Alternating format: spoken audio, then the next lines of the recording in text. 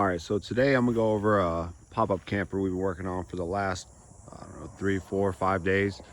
We were getting it ready, updating it, fixing some problems, and just adding some new stuff for it. It was kind of a remodel for my mom's birthday, so me and my wife and my dad, we all pitched in and we put a lot of new stuff on it, just updated it.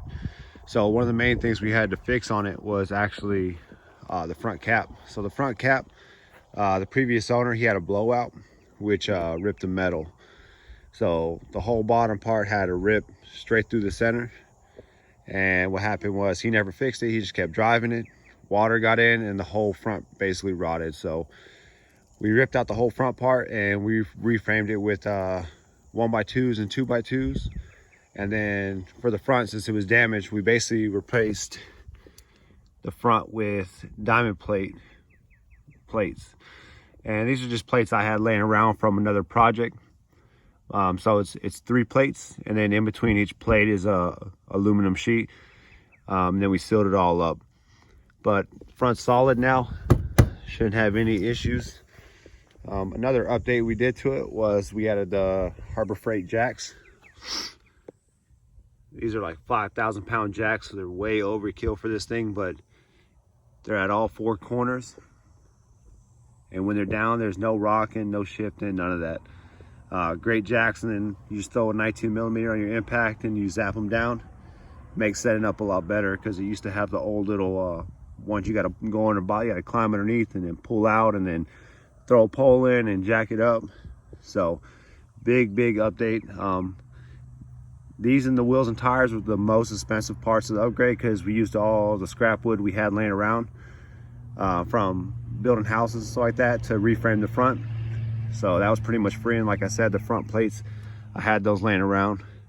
But yeah, so 4 corners, all 5,000 pound jacks, and they're powerful. You shoot them up and it'll pick the whole thing up off the ground if you go too far. As far as the paint, we used a rubberized coating, which not too sure if we like it or not. We're probably going to end up going back over it later on and probably do a bed liner over it. But we did seal everything up. It's 100% watertight on the bottom. As far as the wheels, it used to have the 10-inch wheels on it, little 10-inch tires, so not very much ground clearance. And then with these jacks, it took away a little bit of the ground clearance, so we actually swapped the old wheels and tires for 12-inch wheels and tires, which gave us some more ground clearance, and then looks a little better too. Got about 3 inches each side between the frame, adding the upgraded wheels and tires, so well worth it. As far as the outside, the canvas was in pretty decent shape. This is the original 1992 canvas, so it's got a couple marks on it, a little couple holes. Nothing crazy, nothing that you can't camp. As far as the inside, we did have to replace the front cap. So with that, we had to replace this flooring area. So we ripped all that out, replaced it. And then my mom wanted kind of like a Texas theme, so we did kind of a Texas theme on the camper. And instead of putting regular like thin sheets of wood right there, we did do a aluminum flag, just bolted it right into the frame we made. And then over here we did shiplap, so it came out pretty good. As with any old pop-up, the curtains were all messed up and, you know, mildewed and mold and all that stuff. So my wife took them out.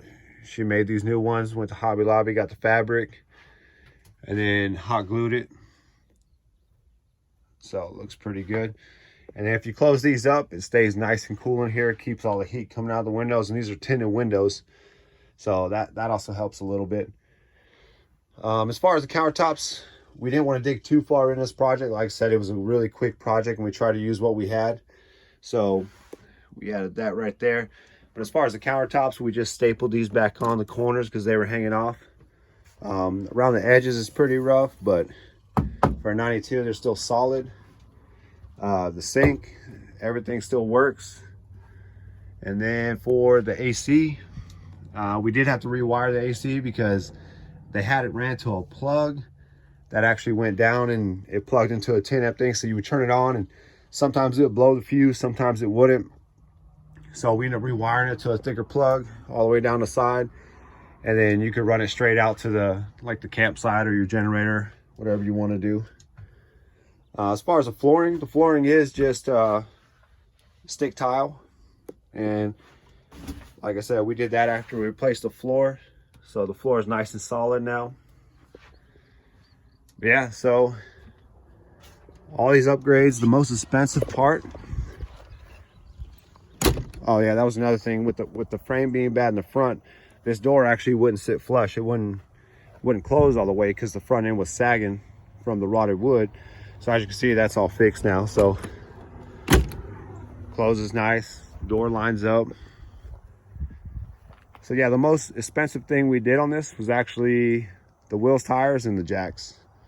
I think total, and the pop-up camper, I bought it a couple years ago, and then we took it camping and we noticed all the problems and we kind of just let it sit, and then I gifted it to my parents. And then, like I said, this was kind of like a gift for her birthday. We just kind of upgraded it, fixed a lot of issues, and then made it something she would want to use, which we're actually about to take it out tomorrow.